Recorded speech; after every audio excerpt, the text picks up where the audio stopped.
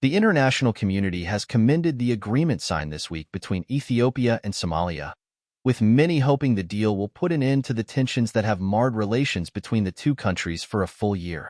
The agreement, facilitated by the Turkish government, entails a pledge from Ethiopia to respect Somalia's territorial sovereignty, while the latter has agreed to provide sea access for landlocked Ethiopia. The two countries are set to begin technical negotiations in February 2025, with hopes of reaching a full agreement by June. The Ankara Declaration also secures Mogadishu's approval towards the participation of Ethiopian troops in the upcoming African Union Support and Stabilization Mission in Somalia, AWSOM, which is scheduled to begin next month.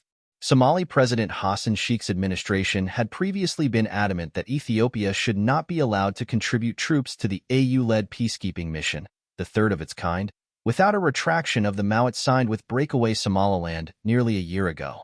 Nonetheless, the Ankara deal made no mention of the controversial MoU, leaving room for speculation. Analysts who spoke to the reporter had differing opinions on what the deal will mean for Somaliland. Some assert that Ethiopia's agreement to respect Somalia's territorial sovereignty in return for maritime access indirectly dissolves the MoU. Proponents of this view also argue that the freshly elected administration of Abdirahman Mohamed Abdullahi, IRO, is not as keen on the deal as the preceding administration under Muse Bihi, pushing Ethiopia to silently abandon the deal. Other analysts argue that Ethiopia has not abandoned the MoU, instead reaching an agreement with Mogadishu to make certain it would permit Ethiopian peacekeeping troops to take part in AWSOM. They contend Ethiopia currently values its presence in Somalia over the MoU, particularly in the interest of counteracting Egyptian military influence in the Horn and the resurrection of al-Shabaab. Turkey's facilitation of the agreement has garnered global appreciation, but questions about its growing interests in Somalia have also been aired. The two countries signed a military pact in February that would grant Ankara a significant portion of the revenues generated in Somalia's exclusive economic zone, EEZ, in exchange for protection and training. Although many praise the deal between Mogadishu and Addis Ababa, some view it as a diplomatic disaster for the administration of Prime Minister Abiy Ahmed, although even they concede that a de-escalation of tensions is a huge win for the Horn region. The AU, UN, IGAD, ATMIS, and Washington are among those who have commended the Ankara Accord. USA welcomes the agreement reached between Somalia and Ethiopia, reaffirming each country's sovereignty, unity, independence, and territorial integrity, and advancing cooperation on shared interests. We appreciate the leadership of Turkey in facilitating this declaration. We look forward to technical negotiations to permit Ethiopia to enjoy reliable, secure, and sustainable access to the sea for mutual economic benefit while respecting Somalia's territorial integrity, reads a statement from the outgoing Biden administration. We encourage Ethiopia and Somalia to intensify their cooperation on mutual security interests, particularly the fight against al-Shabaab, and look forward to continuing our close bilateral cooperation with both nations. Meanwhile, recent reports indicate the incoming Trump administration has plans to push for the recognition of Somaliland. Somaliland's new president, Abdirahman IRO, said that Somaliland would not beg for what is rightfully ours during his inauguration ceremony on December 12, 2024.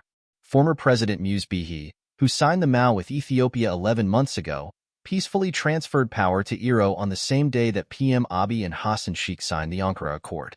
The new president of Somaliland said his administration has not been privy to the MoU's details.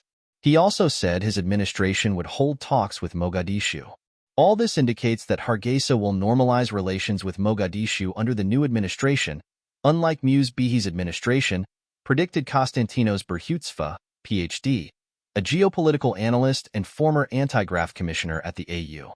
He believes the Ankara agreement is advantageous for both Ethiopia and Somalia.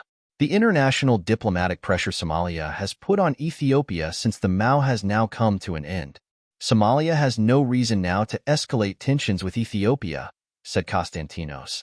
He observes the growing feud between the Somali state of Jubaland and Mogadishu, which erupted in armed conflict recently, has placed the latter under pressure. Hassan Sheikh needs the service of the Ethiopian peacekeeping mission now more than ever. Ethiopia also has no option at this point but to normalize relations with Mogadishu, until the position of Somaliland under the new administration becomes clear, said Konstantinos. He predicts that both Ethiopia and Somalia will overlook the MAU for the foreseeable future in the interest of preventing the strengthening of al-Shabaab.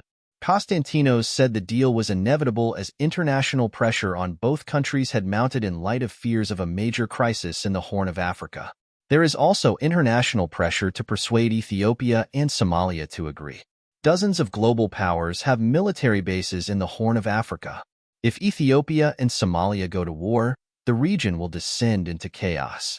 That means the global powers will also be divided on the Horn's issues and might resort to proxy wars through their military bases. This would be a huge crisis, he said.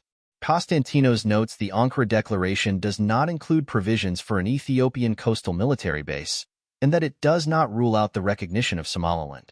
Somaliland still has hope. The international community might decide in favor of its recognition of statehood. The Ankara Agreement does not exclude that completely, he said.